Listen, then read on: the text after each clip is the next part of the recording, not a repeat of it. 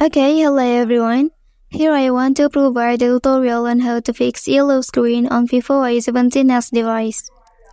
Okay, let's get to the tutorial. If your screen device is like this, and then you can remove it by doing the following steps.